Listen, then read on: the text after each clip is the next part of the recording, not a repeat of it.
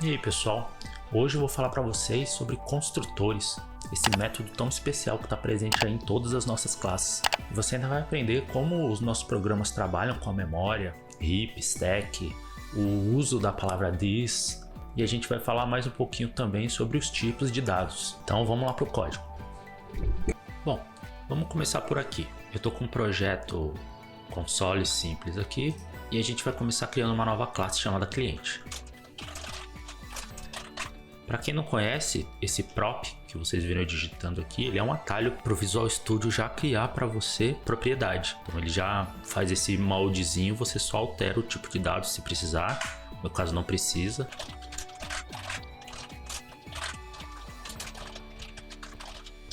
Esse errinho aqui é só a falta da referência ao generics.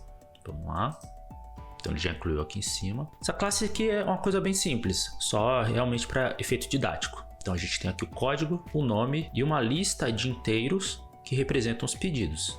Só número mesmo, 1, 2, 3, só realmente vocês vão entender, é só para fins didáticos. Na realidade, se a gente fosse usar isso aqui, a gente faria uma outra classe que seria do tipo pedidos, faria uma lista de pedidos, mas a gente não precisa ir tão longe para entender os construtores. No mundo real também, nós criaríamos cada classe e seu próprio arquivo para ficar mais organizado, mas aqui, para ficar mais fácil e a gente enxergar tudo de uma vez na mesma tela, eu coloquei no mesmo arquivo. Mas vamos lá, vou utilizar essa classe cliente.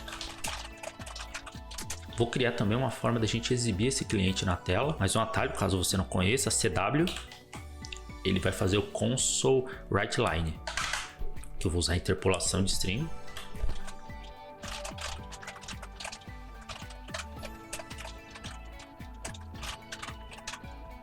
E aqui a gente já começa a aprender um pouquinho mais sobre os tipos de dados. Eu vou só executar isso daqui para vocês verem o resultado. Deixar bem grandão aqui. Olha só o que aconteceu. Eu só criei o cliente 1, fiz uma instância da classe cliente que a gente criou e mandei exibir o código e o nome. Como eu não preenchi nada, o que o compilador vai fazer para a gente? Ele vai preencher as propriedades, os campos, a gente pode chamar de alguns nomes, mas geralmente a gente usa propriedades.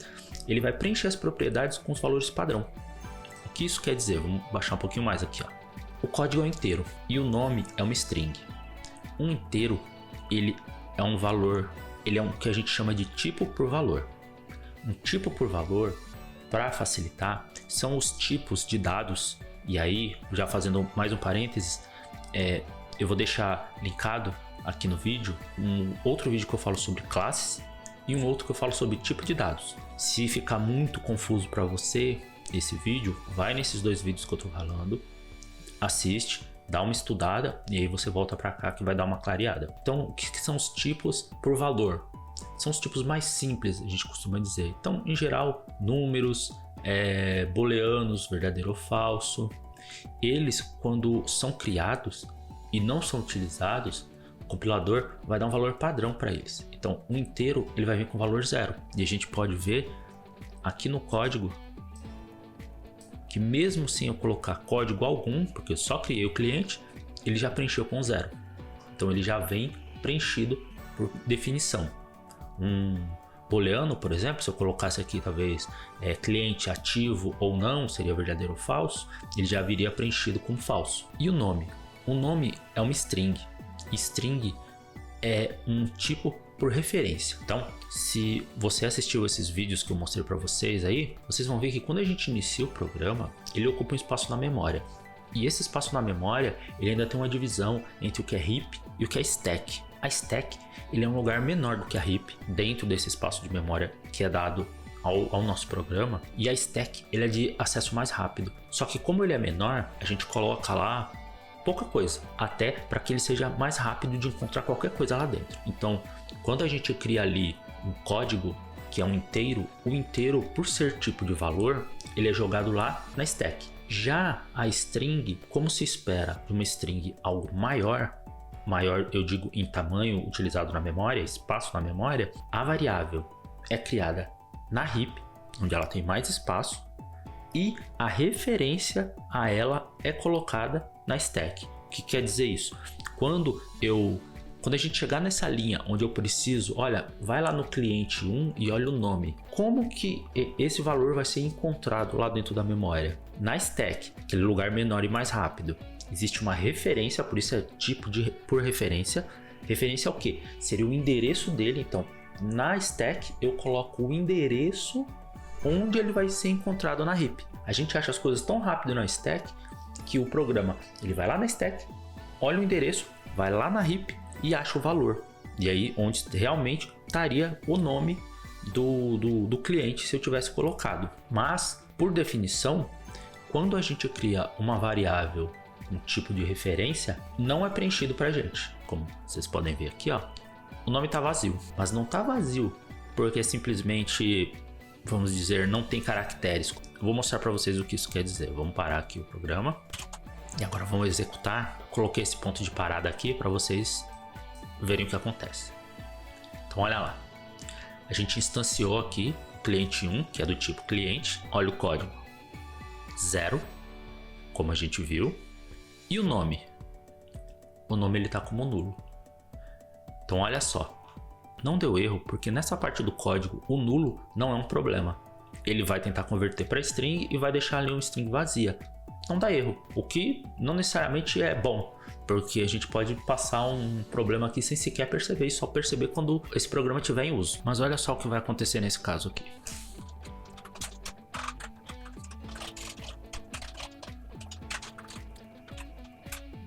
Erro. Por quê? Porque o count aqui, que é contar quantos itens tem dentro dessa propriedade aqui, já não vai funcionar. Ele não funciona com o null, assim como transformar em string funcionaria. Ele tenta contar quando ele acha o pedido aqui, ó.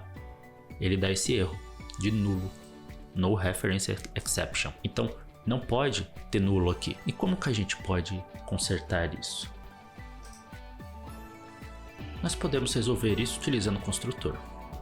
O construtor, como eu falei, ele não deixa de ser um método, mas ele é um método um pouco especial. Por quê? Porque ele é executado toda vez que a classe é instanciada. Então aqui, quando eu coloquei cliente 1 igual new cliente, ele executou o construtor. Ah, mas como ele executou um construtor se eu não tenho um construtor aqui? Porque toda vez que a gente não escreve o construtor, o compilador ele faz isso pra gente. Ele coloca um construtor padrão que em tese não faz nada. Em tese porque sim, ele acaba por inicializar as propriedades, como eu mostrei para vocês. O código ficou 0, o nome ficou nulo e assim sucessivamente. Esse construtor padrão tem essa cara aqui, ó. Isso aqui também é um atalho, esse setor de construtor, ele cria o construtor pra gente. Mas se você escrever public cliente, vai dar na mesma. Ah, e a assinatura padrão do construtor é public e o nome da classe. No caso aqui, cliente e os parênteses. Então repare que não tem um tipo de retorno, não é public void ou public int, é só public. E aí ele sabe que toda vez que eu instanciar um cliente, eu preciso rodar isso daqui. E aqui começam algumas coisas. Por exemplo, eu posso fazer aqui a inicialização do cliente. O que isso quer dizer? O código que é um inteiro, ele já vai como 0. Eu posso simplesmente ignorá-lo. Mas o nome, ao invés do nulo, eu posso fazer ele ser uma string vazia. Tá vendo as duas aspas? Não tem nada no meio. Mas não é nulo. Outra coisa importante que está dando problema no nosso programa aqui, a lista de pedidos. Eu posso fazer uma nova lista de pedidos. Quando eu digo nova é porque realmente eu estou criando a lista de pedidos. Mas ela não vai ter nada dentro. Nada é diferente de nulo. Ela vai ter 0 pedidos. Vamos ver o resultado disso daqui. Olha o que aconteceu. O contador agora do pedido está com 0. Pedidos não está nulo. Assim como o nome também não está nulo. Está vazio. Resultado final disso. Olha lá, código 0, nome, no caso vazio, pedido 0. Perfeito. Deixa eu mostrar também para vocês o fluxo disso acontecendo. Vou colocar um breakpoint aqui. Então agora ele vai instanciar o cliente para mim. No momento que ele passou aqui em new cliente, ele caiu para o construtor. E o que ele vai fazer? Ó, repare que o nome ainda estava nulo até esse momento. Então agora ele criou efetivamente a variável e colocou o valor lá dentro, mesmo sendo o valor vazio, que é diferente de nulo. E o pedidos é a mesma coisa. A partir de agora, o pedidos não é mais nulo, embora ele seja 0. E vai voltar e continuar o nosso fluxo lá. Então aí a gente começa a utilizar o nosso programa. A gente poderia usar esse cliente 1 e falar que ele tem um código que o nome é Maria, e aí a gente imprime ele, e eu crio o cliente 2 e coloco os dados, e assim sucessivamente. Então eu poderia fazer N clientes assim. Só que em algum momento eu penso, puxa, eu podia diminuir esse código aí, fica mais simples da gente iniciar um novo cliente. E a gente poderia simplesmente criar um novo construtor. Não precisa destruir esse. Eu vou criar aqui, ó. Repare que dá erro se eu deixar ele assim, porque o tipo cliente já definiu o construtor com o mesmo tipo de parâmetro, porque isso aqui funciona como qualquer outro método. Eu não posso ter dois métodos com a mesma assinatura. O que isso quer dizer? Eu não posso ter dois métodos com o mesmo nome, cliente, e com a mesma lista de parâmetros, no caso aqui, sem parâmetros. O compilador não saberia o que utilizar, mas no nosso caso aqui, a gente vai criar alguns parâmetros.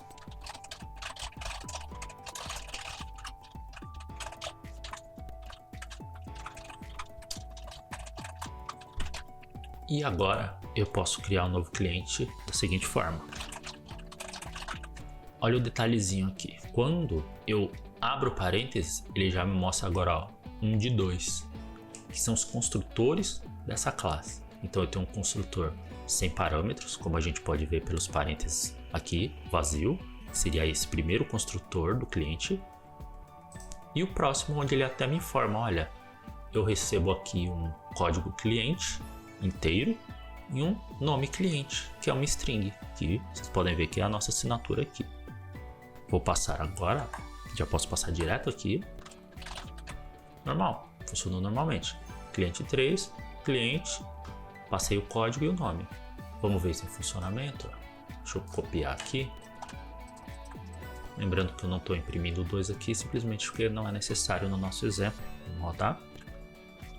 Cliente, código 3, nome Leila. Só esqueci aqui do espaço, mas eu já resolvo isso. Pedidos, 0. Perfeito. Deixa eu mostrar para vocês também a questão do fluxo. Olha só.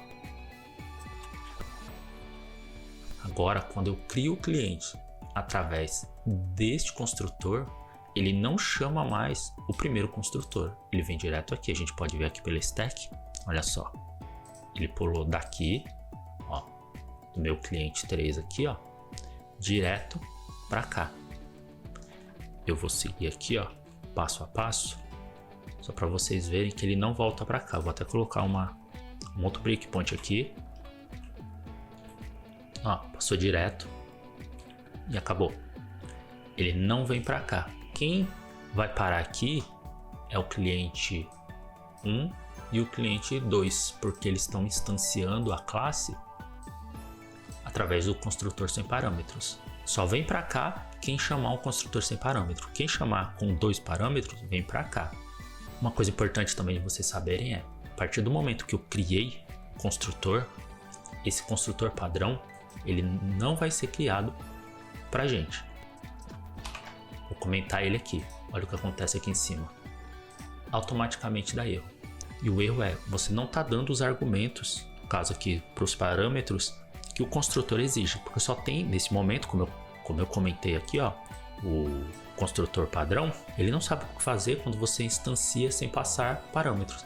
Então, veja que o cliente 3 continua funcionando, porque dos 2 parâmetros, mas o primeiro cliente que eu utilizava lá, ó, parou de funcionar. Aquilo que eu falei sobre criar um construtor padrão sem parâmetros, ele só funciona quando a gente não criou nenhum construtor. Então, se não tem nenhum, é criado um padrão pra gente.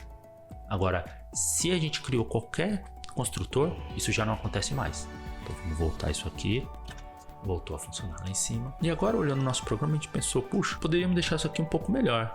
Ó, por exemplo, os pedidos aqui, eu tenho que fazer eles aqui, eu crio eles novamente aqui e crio novamente aqui. Como que eu poderia, por exemplo, melhorar isso daqui? Posso melhorar da seguinte forma: como eu já tenho um construtor que já faz alguma coisa para o padrão, que é criar a lista dos pedidos, deixar o nome vazio, eu poderia chamar ele do meu outro construtor. Eu posso simplesmente fazer o seguinte: essa palavrinha aqui, o this, ele faz referência à própria classe ou à própria instância quando ela estiver em funcionamento. O que isso quer dizer?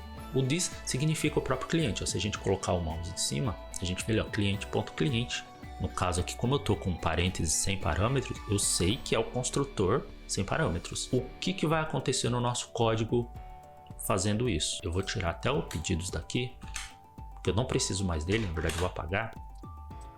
E vou comentar todas essas utilizações do construtor sem parâmetro que vocês estão vendo aqui, para não confundir. Então olha só, eu só tenho agora o meu cliente 3 que chama o construtor com 2 parâmetros, mas vou colocar uma parada aqui e uma parada aqui.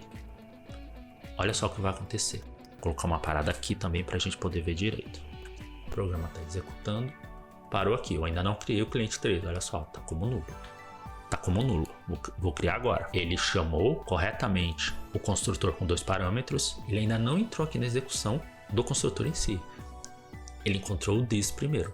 E olha o que vai acontecer agora.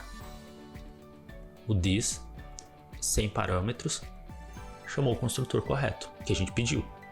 E aí o que ele vai fazer? Tudo que tá lá. Seguindo, ó, nome, pedidos. E agora? Agora ele voltou para cá. E vai seguir o caminho dele dentro do construtor. Então, primeiro ele vai chamar o que está aqui para depois fazer isso aqui funcionar.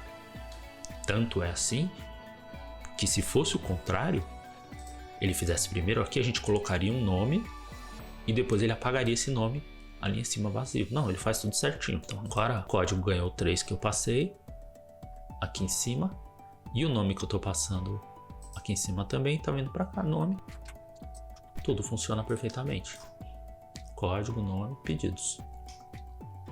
Então dessa forma você pode fazer um encadeamento de construtores. Vamos dizer, por exemplo, que eu quisesse criar um construtor onde eu não passo o código do cliente e o nome, só o nome. E o código, sei lá, o meu banco de dados vai me dar lá para frente. Eu posso criar aqui, ó, eu vou criar no meio porque para mim fica mais organizado, mas não é obrigatório.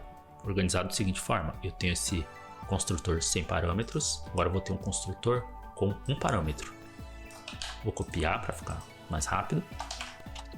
Vou copiar daqui, ó. Aqui da mesma forma. Agora eu tenho um construtor com um parâmetro só, além dos outros, claro, que faz a mesma, chama o primeiro construtor e depois preenche o nome. Veja que eu não preencho agora o código.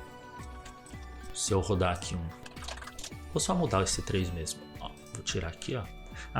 Se eu der um Ctrl Shift espaço, ele vai me mostrar, ele volta aqui aquela listinha dos construtores e agora a gente vê que tem 3. E mostra inclusive qual eu estou utilizando. Nesse caso eu estou utilizando o construtor 3, que é o que possui 2 parâmetros. Mas ó, se eu subir aqui, ó, ele vai me mostrar. Tem um aqui que aceita uma string só. Posso vir aqui e agora eu sei que estou utilizando ele. Quando eu faço isso aqui, de mudar o parâmetro, de mudar o construtor, eu não estou escolhendo efetivamente o construtor. É só uma forma simplificada de você conseguir passear entre os construtores para enxergar. O que vai definir qual construtor eu vou utilizar é quantos parâmetros eu passar, quantos e quais tipos de parâmetro. Porque, por exemplo, eu posso ter um construtor com 2 parâmetros e um deles é um inteiro e uma string, igual a gente tem, e eu posso ter outro construtor com 2 parâmetros também. Só que necessariamente esses parâmetros tem que ser diferentes. Não pode ser um inteiro e uma string. Pode ser até o contrário, uma string e um inteiro, ou 2 strings ou 2 inteiros, mas não pode ter a mesma assinatura. Lembrando, a assinatura é o que? Deixa eu mostrar aqui para vocês. Ó, assinatura é isso daqui, ó. É o nome do construtor, o nome do método, isso serve para métodos em geral. Então, cliente, um parâmetro inteiro, um parâmetro string. Deixa eu mostrar para vocês. Vamos dizer que eu tivesse aqui, ó, mais uma propriedade chamada idade. E eu quisesse fazer um construtor para colocar essa idade. Ele mantém o erro. Tá falando que já existe um cliente com a mesma lista de parâmetros, que é o que a gente chama de assinatura. Então, por mais que seja diferente o nome aqui, ó, código de cliente, idade de cliente, mas a assinatura como um todo é a mesma, porque a assinatura não considera o nome. Ele vai considerar que é um cliente que o nome do método é cliente, seguido com parâmetros, um sendo inteiro, o outro sendo string. Esse é igual, cliente, um parâmetro inteiro, um parâmetro string. Agora, ele tanto ignora o nome do parâmetro que eu posso fazer isso aqui, ó. Eu vou só trocar a ordem. Vou pôr o código do cliente depois do nome cliente. E ele aceita. Este código e este código fazem a mesmíssima coisa. Mas, como respeita a questão da assinatura, ele permite que a gente crie. E por último, eu quero mostrar para vocês, talvez vocês tenham percebido que eu utilizei aqui como nome do parâmetro um nome diferente da propriedade. Olha só, é o código de cliente e o código.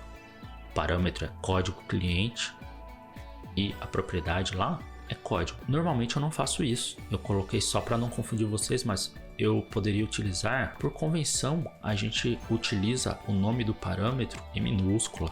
Seria assim, a gente começa com minúscula e a cada palavra a gente coloca a letra maiúscula meio que para separar. Então esse aqui é código de cliente. Mas o que eu quero mostrar para vocês é o seguinte, eu poderia inclusive utilizar o mesmo nome. O mesmo nome eu digo do parâmetro e da propriedade. Olha só, código, código, nome, nome. O que ele está me informando agora é que eu estou tentando dar o valor à variável vindo da mesma variável, o que não significa nada. Eu falar que código igual a código não faz sentido. E aqui, novamente, a gente vem para a utilização do this. Se eu quero dizer que parâmetro código desta classe vai receber o valor do código dessa variável, então eu preciso utilizar o this aqui. E o this aqui. Para ficar mais fácil da gente lembrar e até mesmo entender isso daqui, só você pensar que o this está falando, olha, que eu estou me referindo a esta classe ou a esta instância de classe. Então, o que eu estou falando aqui para o compilador é que vamos pensar assim, em this, ou seja, nesta classe, ponto, propriedade. Então, this, ó, tanto que o this, eu já mostrei, mas ó, significa cliente. Construtores ali é o nome do nosso projeto, mas é uma classe chamada cliente, que é a nossa classe aqui. A gente está aqui, ó. This, ou seja, nesta classe, olhe o código, assim como aqui em cima, quando a gente coloca a classe e o ponto, no caso a instância da classe aqui e o ponto, automaticamente a gente vai para as propriedades. A gente não vai para um parâmetro qualquer aqui ou aqui. A gente vai para a propriedade. Então, this.código é igual código. Como eu estou com esse código aqui, não tem o this, ele sabe que é este daqui. Ele sabe que não estou falando da propriedade da classe. Ele sabe que eu estou falando desse código dentro aqui do meu método, no caso do meu construtor. Isso aqui vai funcionar normalmente como funcionava antes. Pode ser uma forma de você deixar mais bonito o seu código. Vamos dizer assim, não quero usar aqui nome cliente, código cliente, porque eu já sei que é da classe cliente, só põe nome e código, funciona. Mas lembre que por convenção, não é obrigatório, mas é uma convenção, a gente utilizaria assim, ó, nome com letra minúscula. E aí, claro, teria que mudar aqui. E como C# diferencia maiúscula de minúscula, eu já não precisaria, embora não seja um problema, utilizar o this aqui. Agora ele sabe o que deve fazer. Como eu disse, se ficou meio nebuloso, tem outros dois vídeos que eu vou deixar o link aqui. Um é classes, o outro é o tipo de dados, que juntos vão fazendo, vamos dizer assim, um corpo maior de explicação, que está abrangendo uma quantidade legal aí para quem, não só para quem está iniciando, muita gente que já está mais lá para frente, às vezes esquece aqui dos construtores, que são uma ferramenta poderosa aí para a gente utilizar. E eu espero que tenha sido útil, que tenha trazido algum conhecimento para vocês. E se você puder, divulga para algum amigo, para alguma amiga, deixa um comentário, dá uma dica de algum vídeo que vocês queiram ver por aqui e a gente se vê no próximo código.